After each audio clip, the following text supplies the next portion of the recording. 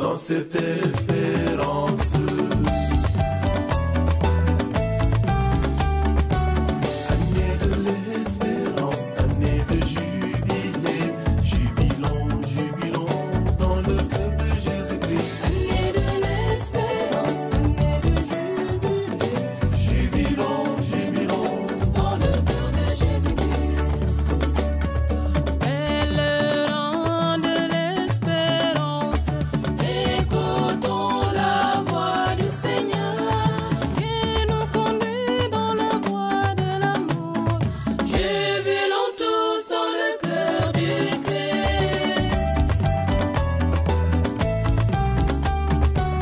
Année de l'espérance, année de jubilé, jubilons, jubilons dans le cœur de Jésus-Christ. Année de l'espérance, année de jubilé, Jubilons, jubilons dans le cœur de Jésus-Christ. avec nos joies et nos peines, avançons tous dans l'espérance. Le cœur du Christ est ouvert à tous. Il est doux et humble de cœur. Année de l'espérance, année de jubilé, jubilons, jubilons dans le cœur de Jésus-Christ. Année de l'espérance, année de jubilé, Jubilons, jubilons dans le cœur de Jésus-Christ.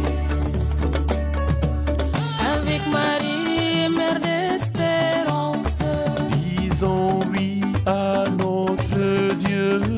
dans l'attente de sa promesse, Les cieux nouveaux et une terre nouvelle. Année de l'espérance, année de jubilé, jubilons, jubilons dans le cœur de Jésus-Christ. Année de l'espérance, année de jubilé, Jubilons, jubilons, dans le cœur de Jésus-Christ. année de l'espérance, année de jubilé, jubilons, jubilons dans le cœur de Jésus-Christ. Année de l'espérance, année de jubilé, Jubilons, jubilons. dans le cœur de Jésus-Christ. Au nom du Père et du Fils et du Saint-Esprit. Amen. La paix soit avec vous et avec vous. Rendons tout d'abord grâce à Dieu, maître de la vie, du temps et de l'histoire, qui nous a permis de nous rassembler ici aujourd'hui. Excellence, Monseigneur André Gueye, le choix que vous avez porté sur notre paroisse a été une surprise agréable qui nous honore à plus d'un titre. En choisissant de braver la distance et les conditions d'accès difficiles pour venir dans les profondeurs de votre nouveau champ apostolique, quelques heures seulement après votre installation sur le siège métropolitain de Dakar, vous traduisez aux fidèles de ces localités votre affection paternelle. Merci infiniment d'inscrire dans les annales de la paroisse de Diohine cette visite historique. Excellence, la paroisse Saint-Esprit de Diohine, avec ses filles et ses petites filles du Sine et du Baol, vous dit d'Alifa Djam. Elle est, comme nous le savons tous, la paroisse mère du Sine et une partie du Baol. En effet, elle est le point de départ de l'évangélisation de toutes ces contrées depuis bientôt 100 ans. Aussi, voudrais-je porter à votre connaissance et à celle de tous que nous sommes en marche vers le centenaire prévu en 2028. À cette occasion, et en présence de nos autorités administratives, j'invite à la mobilisation en vue de cet événement. En ce qui nous concerne, nous avons déjà commencé des réunions préparatoires à ce jubilé.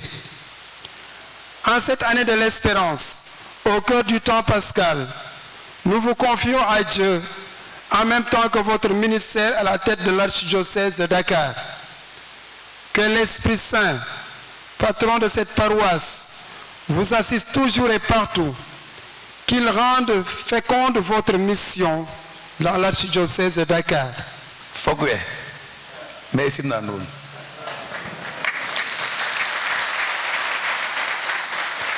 Henyes amaya fodai.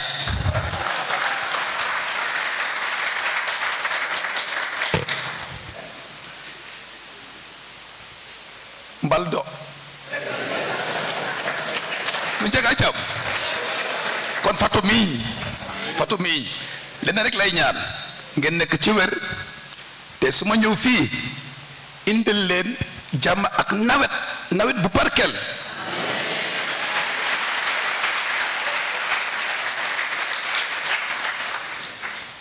nu andaye andim nani mo séeréer a paax waaye mosami gar mene de mos naa fi jàng mes de yéen a ngi fàttaliku abbé Yves Ndeki moo fi nekkoon curé man ma nekk évêque Thiès mu ne ma ñëw jàng mes fii gannaaw JMJ yi c'était en quelle année kon nag damaa ñëwaat rek ak yére yu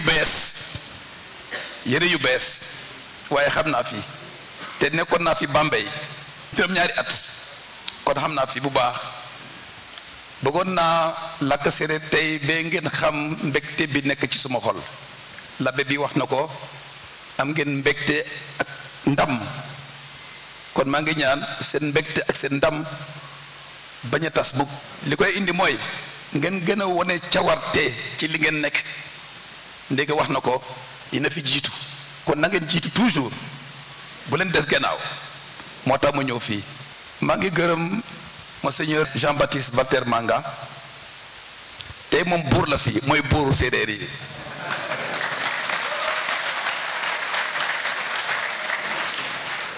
ñëw na ci suma wet pour xam fii dëgg la waaye itam pour wane ne ñun monseigneur Sénégal yépp dañoo war a ànd liggéey. Monseigneur, merci d'être venu nous témoigner de votre solidarité, de votre fraternité. C'est un signe déjà que vous posez pour indiquer la collaboration étroite qui doit être nôtre au sein de la province ecclésiastique de Dakar. Bala ñu tàmbali lépp rek ma seddoo ak yéen su ma xalaat ci Monseigneur Benjamin ma gërëm ko bu baax a baax ni ma ko waxee démb ndege xalal na ma yoon bi jox ma leng yi jox ma yat bi ndax ma jiite kon maa ngi koy sant di ko ñaanal yàlla may ko wër mu yàgg fii di ñu won sago ak fi ñu war a jaar di ñu conseiller di ñu xelal kon ci ndorte mes bi dañu ñaan yàlla raxas sunu xel sunu xol sunu làmmiñ ndax ñu mën a teew file ci kanamam tey mexe wej laa xooxees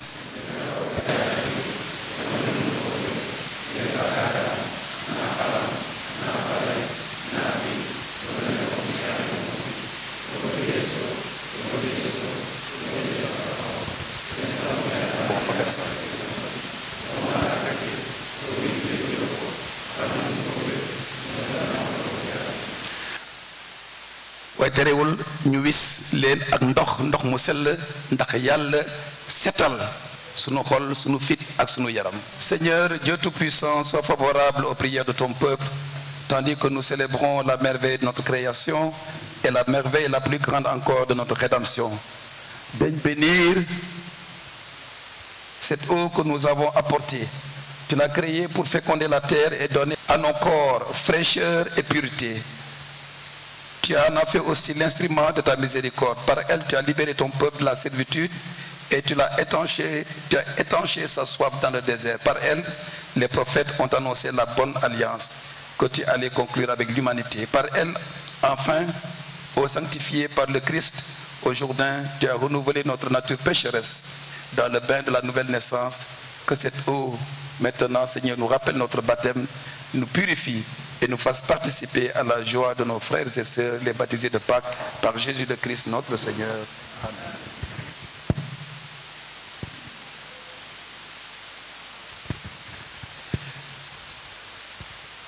Daigne aussi, Seigneur, bénir ce sel que tu as toi-même créé. Jadis, tu as ordonné au prophète Élisée d'en jeter dans les eaux pour qu'elle n'engendre plus la mort. Permets, Seigneur, qu'en tout lieu où l'on répandra l'eau que nous allons mêler de sel, la présence de l'Esprit Saint éloigne l'adversaire et nous protège continuellement par Jésus le Christ notre Seigneur.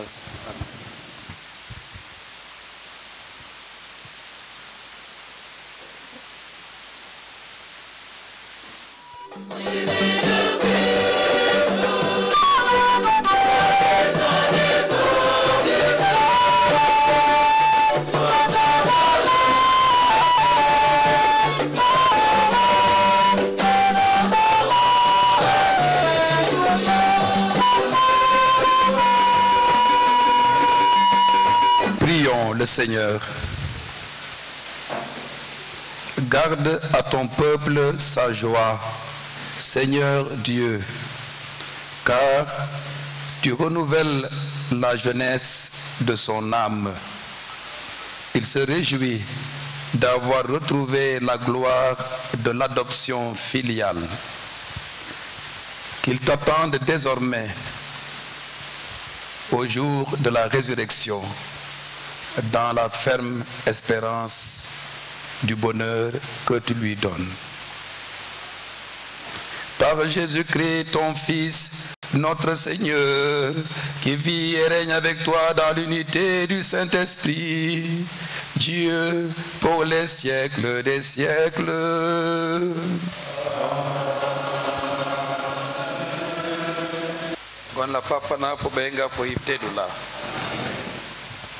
mbokk yi maa ngi dellu di leen gërëm jëkk gërëm autorités yi fi nekk ci seen teewaay ak yéen ñëpp ñi fi teew gërëm labbe yi. Merci cher Père d'être venu m'accompagner ici, les religieux, les religieuses, merci beaucoup. Je dois aussi dire merci aux gendarmes. Depuis ce matin, nous avons quitté Dakar à 7h30 avec un motard arrivé ici. D'autres ont pris le relais. Merci beaucoup, chers gendarmes. Que Dieu vous accorde la récompense de votre bonne action. Merci aux sapeurs. Merci à tous ceux qui s'occupent de la sécurité pour que cette journée se passe dans l'ordre et la sécurité. Quand nous sommes arrivés à gis nañu cosaan te maa ngi gërëm ñëpp ñi ci bokk loolu bokk na ci xàmmewukaayu joyin chrétien yi fonk bu baax seen cosaan loolu bu leen ko fàtte bu leen ko bàyyi de fonk leen seen cosaan ku xamul cosaanam da ngay teel a réer kon xale na ngeen lakk séeréer ñi nekk Dakar ak feneen na ngeen dellu fii ngeen lakk séeréer ngeen xam seen aada.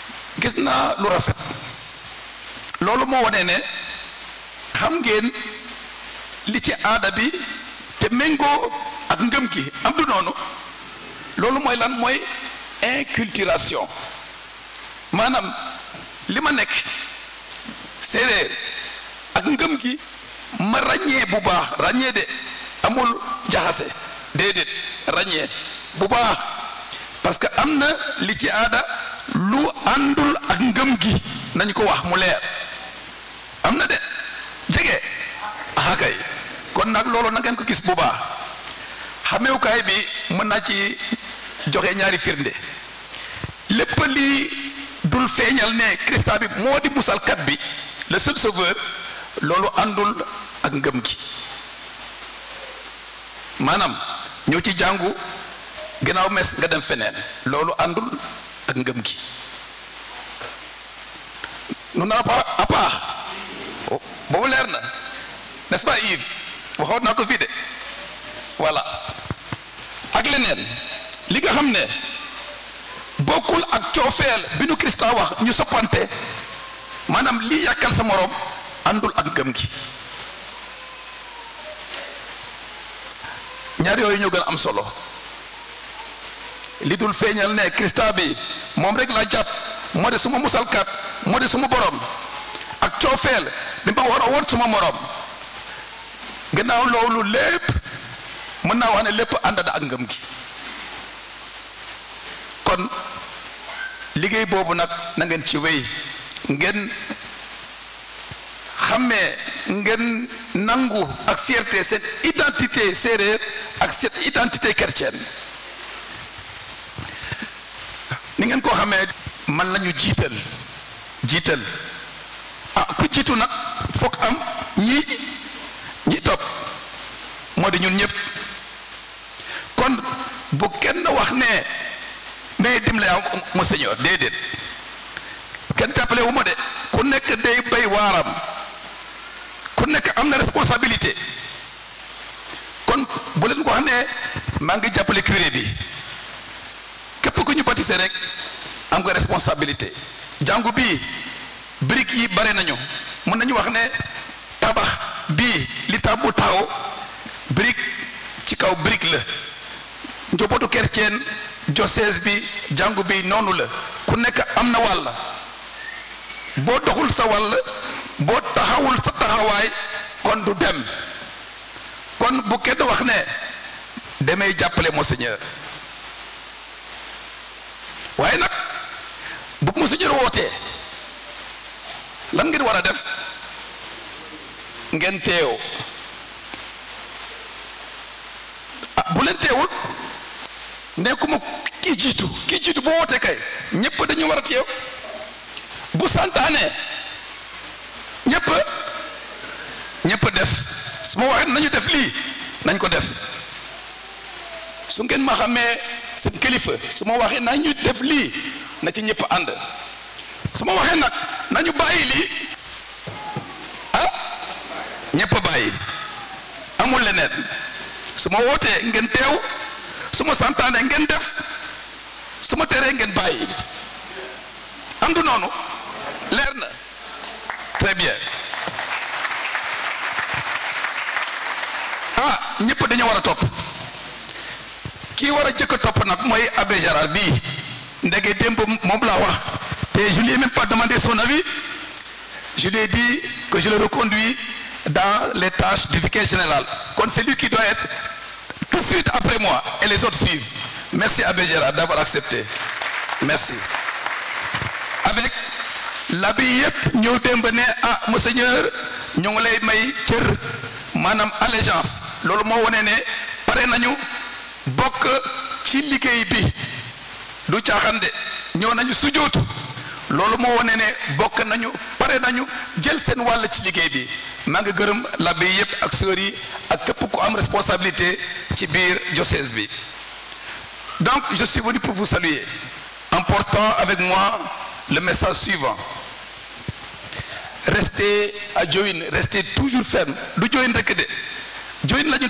jiital rek waaye diwaan bi yëpp la moo tax sax gis naa ñi jóge Bambey ak feneen ñëw merci beaucoup je porte donc le message suivant restez toujours fermement établis dans la foi en Jésus-Christ ressuscité en conservant précieusement le trésor de la foi, l'héritage de la foi, la tradition de la foi catholique, qui, à partir d'ici, a rayonné dans le Sine, une partie du Saloum et une partie du Baol. Oui, tout a commencé ici. Il était donc normal que je commence aussi mon travail ici, ma mission comme archevêque de Dakar après mon installation. C'est une fierté et une joie pour vous, je sais. Donc, faites tout pour que vous soyez fermement établis dans cet honneur, pour ne jamais faillir à cela, par votre fidélité, votre dynamisme. Ngeen takku ngeen wone cawarte ci lépp li soxal jàngu bi.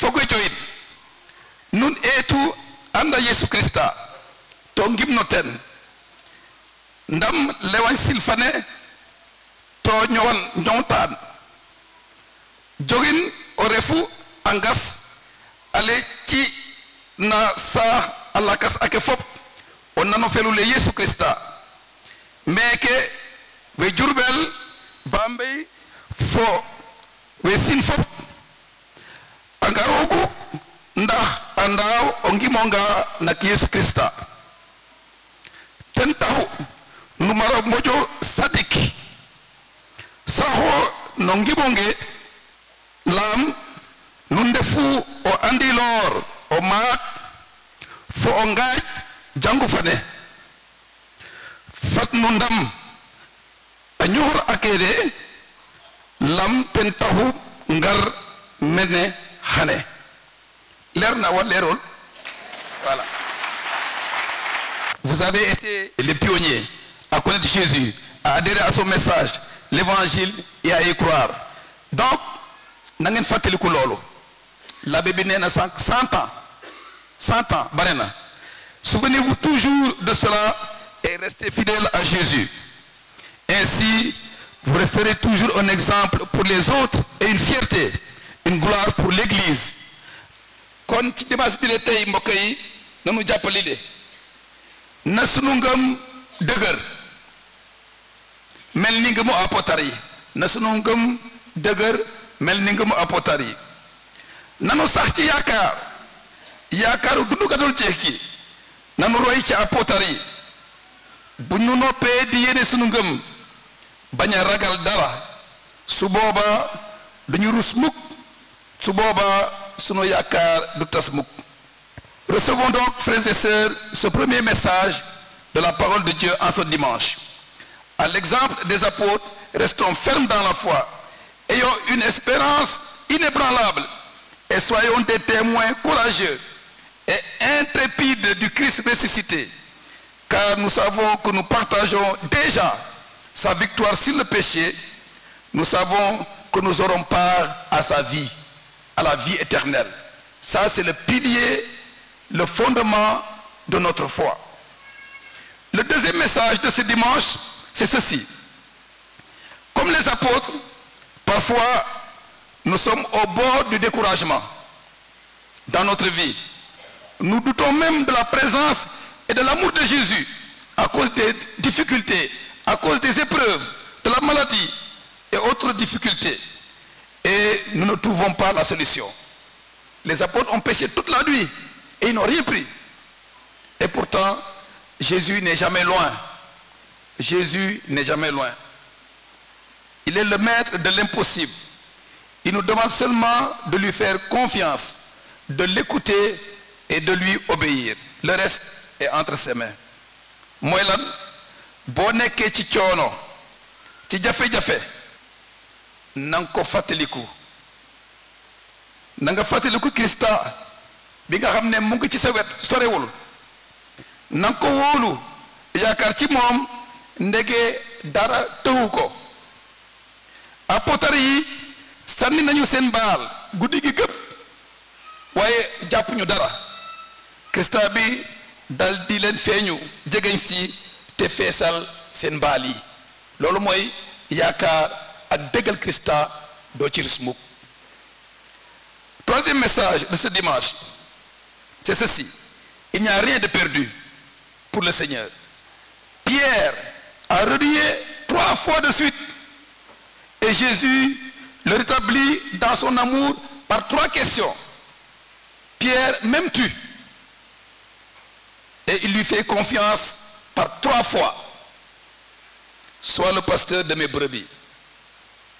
Li mu tekki mooy mbokk yi li gën a am maanaa nekkul sunu démb ni ñu meloon li ñu defoon loolu amul maanaa amul importance ci kanamu Yàlla. Tey le Krista bëgg ma topp ko ni ma waxoon Pierre topp ma bàyyi li nga mës a def topp ma. Yërmande Yàlla amul app dafa bëgg rek ñu tontu ko ak coofeel bu mat. Yërmande Yàlla amul app du jeex mukk kon yërmande Yàlla amul app ngir man ak ngir ku nekk ci ñun.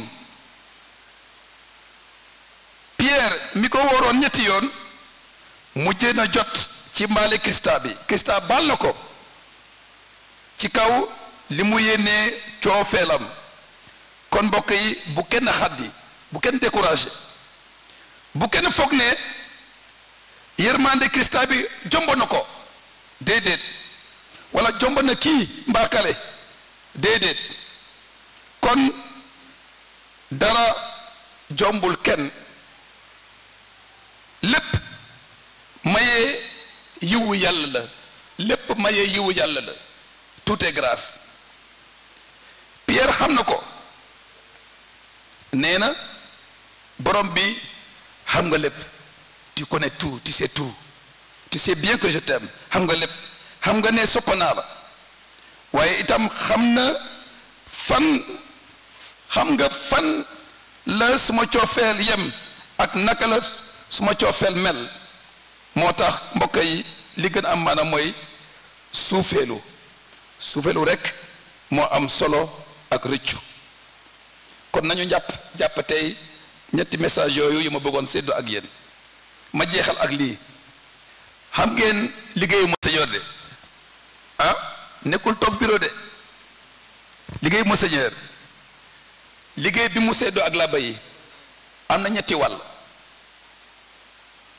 waare jëmantale baatu yàlla séddoo na ko ak làbba yi séddoo na ko ak catéchiste yi moo tax ma gërëm catéchiste yi bu baax a baax jëmantale baatu yàlla yoonu yàlla li yàlla bëgg li yàlla bañ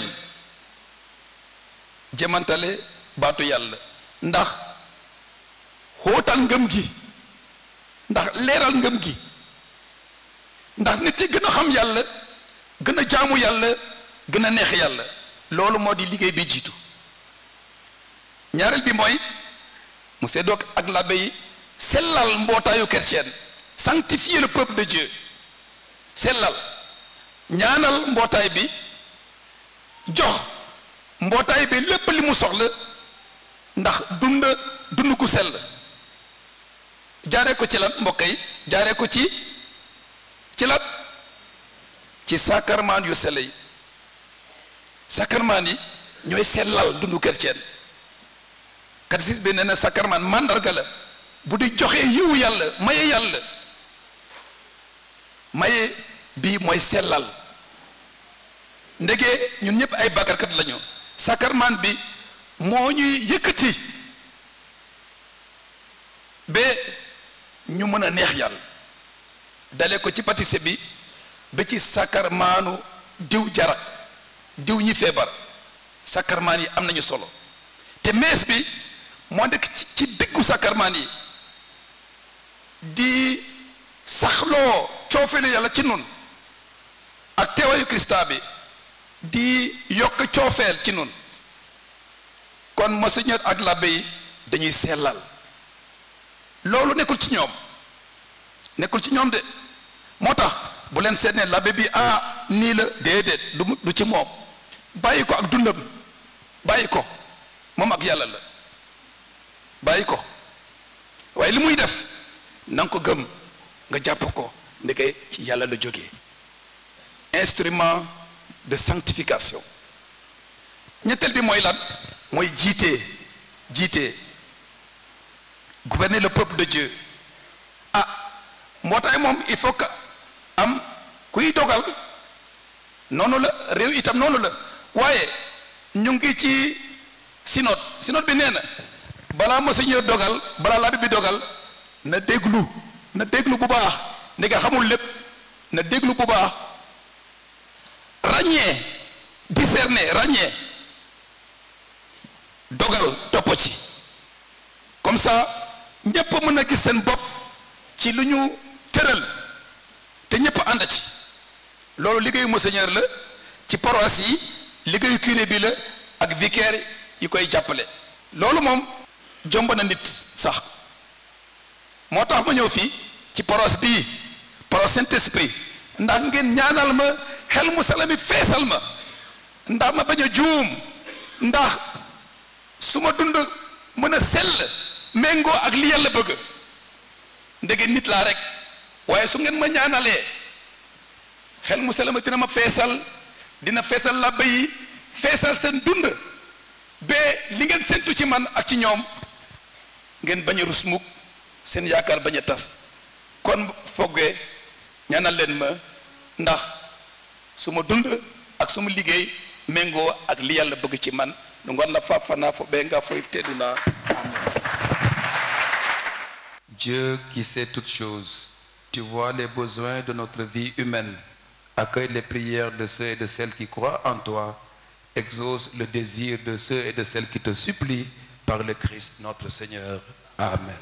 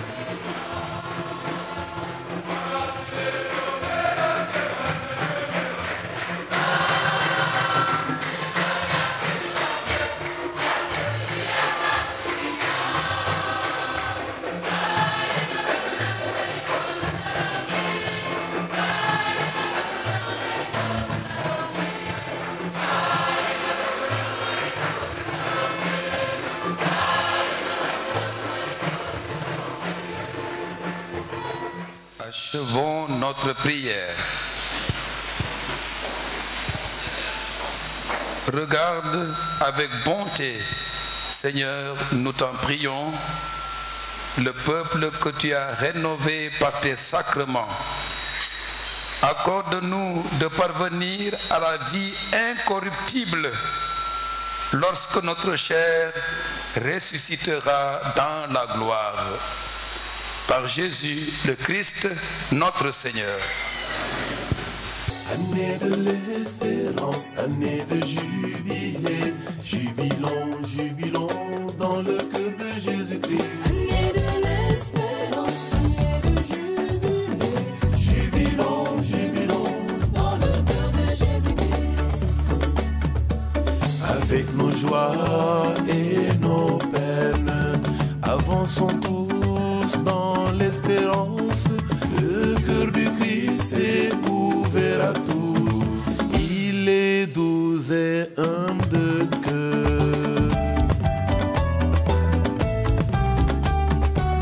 Année de l'espérance, année de jubilé, jubilons, jubilons dans le cœur de Jésus-Christ. Année de l'espérance, année de jubilé, Jubilons, jubilons dans le cœur de Jésus-Christ. Avec Marie, mère d'espérance, disons oui à notre Dieu.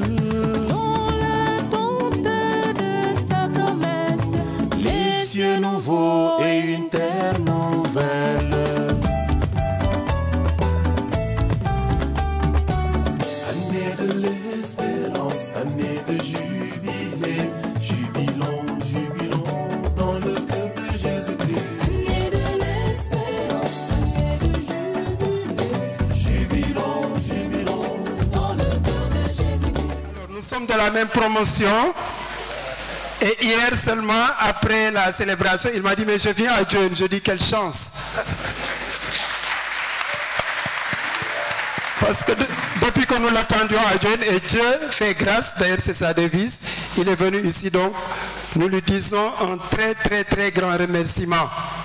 Alors l'abbé Jean-Baptiste Noël, la promotion aussi, il est de l'archidiocèse de Dakar, il est rentré d'Italie il n'y a pas longtemps. En attendant de rejoindre sa nouvelle paroisse de Diouroup, nous l'avons gardé avec lui là-bas. Alors il va lui remettre un cadeau à notre nom. Voilà, un cadeau symbolique. Voilà, pour lui dire toute notre joie, lui exprimer notre joie. Voilà, pour l'avoir avec nous aujourd'hui. Monseigneur Walter, merci beaucoup. Merci Memek. Merci Memek. Alors, je vais vous faire rire un peu pendant qu'ils ouvrent le... Alors, quand nous étions au séminaire, Monseigneur Walter, il était l'auteur, avec un autre confrère qui est inspecteur des douanes, Habib Dieng, ils étaient l'auteur d'un journal satirique au séminaire, parce qu'on aimait bien le séminaire aussi. Un journal satirique qui s'appelle La Lorgnette. Donc, tous les faits divers au séminaire, il caricaturait, il mettait sur le tableau, il nous faisait beaucoup rire. Voilà, pour vous faire rire un peu. Allez, applaudissez pour lui, il va danser.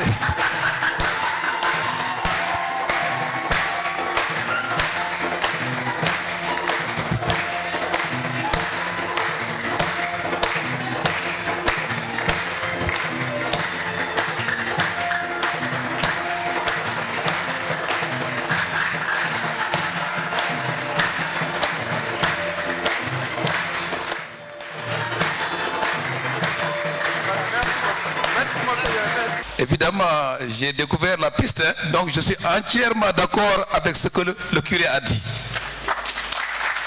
C'est le curé. Je crois qu'il a fait exprès de dire ça devant moi pour que je puisse aussi faire un plaidoyer de mon côté, n'est-ce pas? Merci beaucoup. Je n'y manquerai pas. Alors, il a parlé de périphérie, c'est vrai, vous êtes presque à la frontière, mais vous êtes au cœur du diocèse, au cœur. Vous êtes au cœur du diocèse.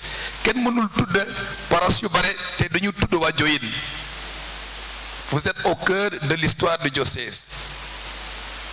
Vous êtes xeeb seen bopp. Na ngeen jiitu. Na ngeen bokk ci ñi jiitu. Et ce serait bien, dans le cadre du centenaire, d'avoir un moment, un jour, où les autres paroisses qui sont nées de Diohine, ñi nga xam ne ngëm gi fii lañ ko nampee ñooñu itam ñëw pèlerinage fii voilà parce que fàttaliku fi nga jógee doole la ndax nga xam fi ngay jëm. Donc j'ai reçu des cadeaux, je dis merci, mais ça reste un autre cadeau. Je vous demande pas des millions, non. J'ai prié pour l'hivernage. J'ai prié. Da ngeen ci boole ñaan bi ci sabdet bi ngeen ñaan yàlla may leen nawet bu baax. su boobaa damay ñaan bu mbëbte bi bare. Si vous avez bien récolté, je demanderai que chacun me donne 4 kilos. 4 kilos, mais ce n'est pas pour moi. Bougami Saïd Lol, ouais, ce n'est pas pour moi. Les 4 kilos seront ainsi répartis. 1 kilo pour la Caritas. Dominique est là, n'est-ce pas Dominique? 1 kilo pour la Caritas. Merci. 1 kilo pour le grand séminaire. 1 kilo pour le petit séminaire. Et 1 kilo pour le moyen séminaire. Moins 4 kilos. Voilà. C'est le cadeau le plus grand que j'attends de vous si l'hivernage est fécond. Voilà. loolu su ngeen ko soralee ngeen ñaan ci yàlla dina barkeel seen liggéey yàlla dinañu may ndox mu bare te ndox mu barkeel. Amen. Merci beaucoup. Merci. Voilà. Sur ce, recueillons la bénédiction finale en renouvelant ma gratitude vraiment à tout le monde qui s'est déplacé malgré les multiples préoccupations, surtout aux prêtres venus de loin. Merci beaucoup à vous tous. Que le nom du Seigneur soit béni. Notre secours est dans le nom du Seigneur. Qui a fait les cieux et la terre. Le Seigneur soit avec vous. Et avec votre esprit. Prions le Seigneur. En ressuscitant son Fils unique, Dieu vous a accordé le bienfait de la rédemption. Il a fait de vous ses enfants. Qu'il vous donne la joie de sa bénédiction.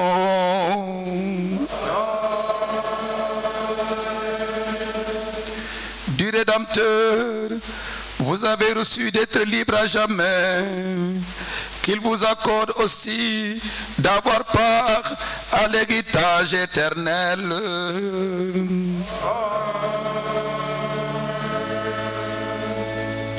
Par la foi au Christ, dans le baptême, vous êtes déjà ressuscités.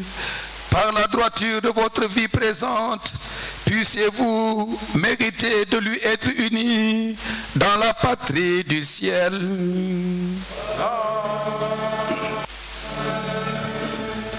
Et benedicat vos omnipotens Deus, Pater et Filius et Spiritus Sanctus.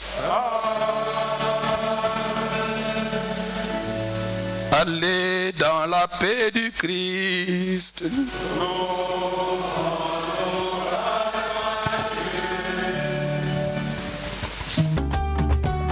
Année de l'espérance, année de jubilé, jubilons, jubilons dans le cœur de Jésus-Christ. Année de l'espérance, année de jubilé, Jubilons, jubilons dans le cœur de Jésus-Christ.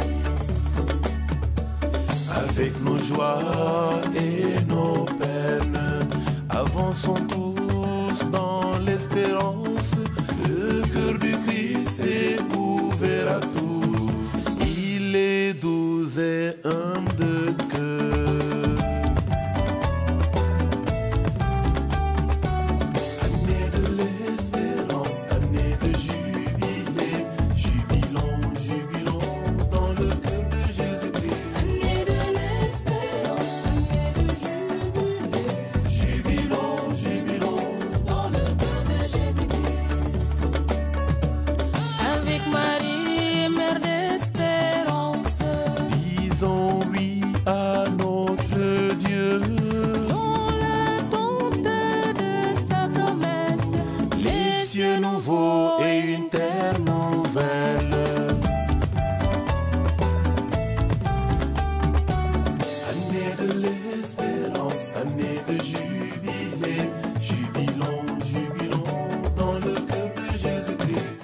sommes très contents, je dirais même très satisfaits de ce premier déplacement de son Excellence, Monsieur André Gueye, nouvel archevêque de Dakar.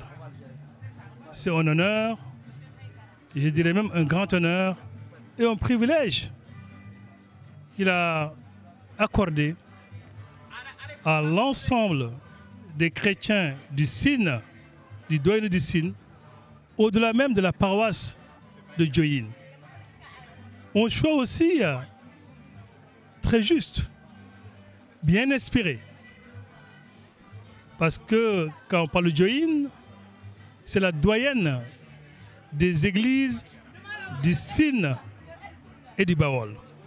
Quand on parle également de Diohine, c'est la pastorale rurale. Parce que Diohine est niché dans le Sine.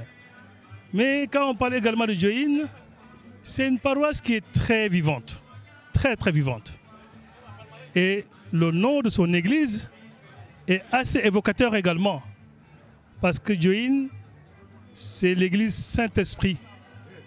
Et tout le monde a besoin d'être guidé par l'Esprit Saint. Donc nous osons dire que c'est l'Esprit qui l'a illuminé, qui a éclairé le choix de son Excellence, Monseigneur André Gueye, qui l'a mené jusqu'à Diohine. Et nous prions ardemment d'ailleurs pour que l'Esprit l'habite, continue de l'éclairer quotidiennement et tout au long de sa mission à la tête de l'archidiocèse de Dakar. C'est avec une grande joie que Monseigneur André Gueye a été accueilli hier par la communauté chrétienne de l'archidiocèse de Dakar et par Dakar en général.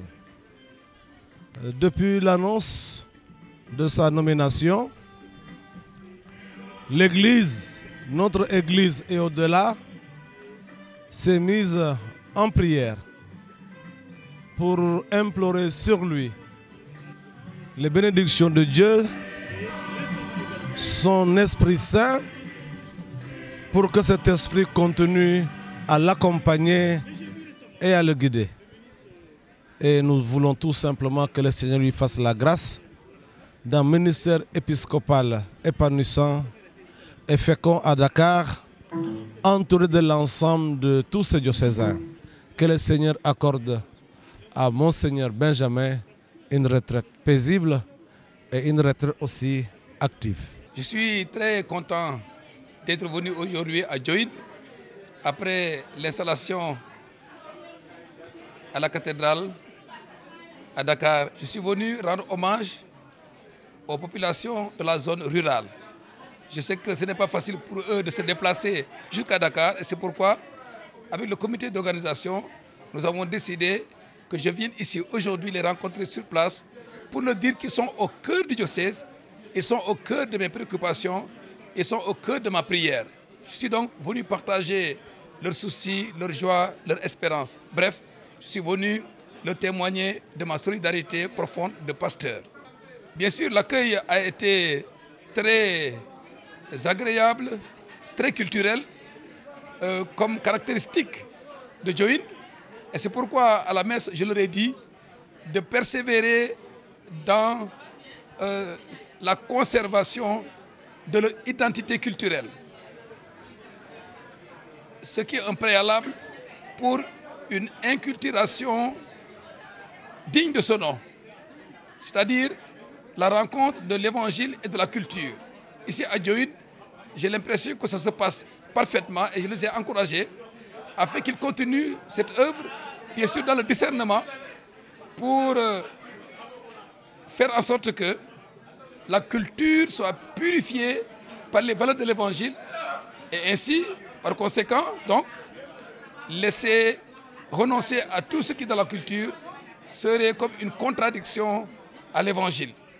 Et j'ai dit en résumé que tout ce qui ne montre pas le caractère sacré, total et définitif du baptême, tout ce qui ne montre pas que Jésus est l'unique sauveur, le Fils de Dieu, eh bien cela si c'est dans la culture, est incompatible avec la foi. Et bien sûr, tout ce qui serait contre le commandement de l'amour fraternel. En tout cas, je suis très heureux. Je remercie la population de Diohine et toute la population des paroisses environnantes pour cet accueil dans la chaleur, certes, mais avec la chaleur du cœur. Je suis touché par la fierté des populations et par leur amour de l'Église à la personne de l'évêque, avec l'honneur qu'ils ont accordé aujourd'hui au pasteur de la diocèse de Dakar que je suis. Merci à Diohine. Vive l'Église de Diohine, surtout en route. Je l'ai découvert ici, vers le sanctuaire. Eh bien, je souhaite que ma venue soit comme un tremplin qui leur donne le courage et l'énergie de se diriger vers le sanctuaire en engrangeant, en capitalisant tout ce que l'histoire religieuse a fourni à ce terroir et aux populations. Je vous donne rendez-vous en 2028. Je viendrai certainement avant, mais 2028, c'est le grand rendez-vous de la célébration du centenaire. 3 raisons qui m'ont amené ici à Diohine. La première, c'est accompagner mon grand frère, Monseigneur André Gueye, pour cette messe d'action de grâce dans ce village de Diohine. La deuxième, c'est visiter et saluer mon frère, l'abbé Alphonse Katim et Jean-Baptiste Noël Faye, puisque nous fêtons cette année 25 ans de sacerdoce. Nous sommes de la même promotion. La troisième raison, je ne connaissais pas Diohine, mais je connaissais de nom, notamment à travers les grands séminaristes. J'ai toujours été très intéressé par l'histoire de l'évangélisation du pays sérère, notamment du Sine. Et pour moi, venir à Diohine était un rêve depuis longtemps. Et j'ai découvert un peu ce que je cherchais à travers l'accueil qui nous a été réservé, où la question de l'initiation a été au cœur de la procession qui nous a accompagnés jusqu'à l'église. Une grosse question dont Monseigneur Gueye a parlé tout à l'heure, la question de l'inculturation et de la redécouverte de nos cultures, de leur intégration dans le message de l'Évangile. Je pense que c'est tout un travail que nous avons à faire.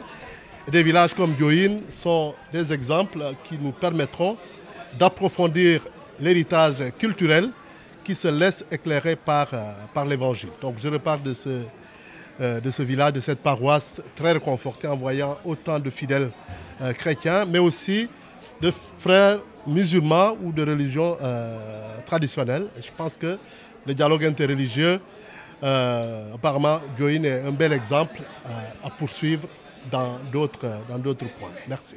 À la suite de nos 2 évêques, je voudrais rendre grâce à Dieu. Voilà, comme ils l'ont si bien dit, Diohine est un village historique. Pour d'abord son enracinement dans la culture sérère et pour sa foi chrétienne. La foi chrétienne qui est née dans cette terre sérère, dans ce pays sérère depuis bientôt 100 ans. Donc quand nous voyons ce que vivent les populations de Diohine, nous avons l'impression parfois qu'ils sont tiraillés entre la culture sérère et la foi chrétienne. Quand bien même nous sommes en admiration dans l'engagement de certains fidèles, le beau témoignage que donnent certains fidèles, notamment des catéchistes, par rapport à la foi chrétienne. Cela nous encourage et cela nous donne la force de pouvoir aller de l'avant. Donc c'est une fierté en même temps, un encouragement pour les populations, pour les fidèles de Diohine. Donc nous demandons simplement au Seigneur de nous aider à persévérer dans cet engagement derrière nos prédécesseurs dans la foi, derrière nos pasteurs, en vue et en marche vers le centenaire que nous préparons pour l'année 2028. Voilà, merci encore une fois.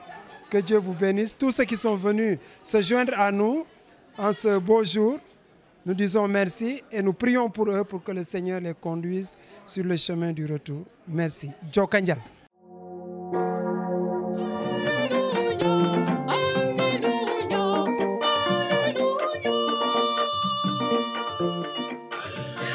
Alléluia, Alléluia.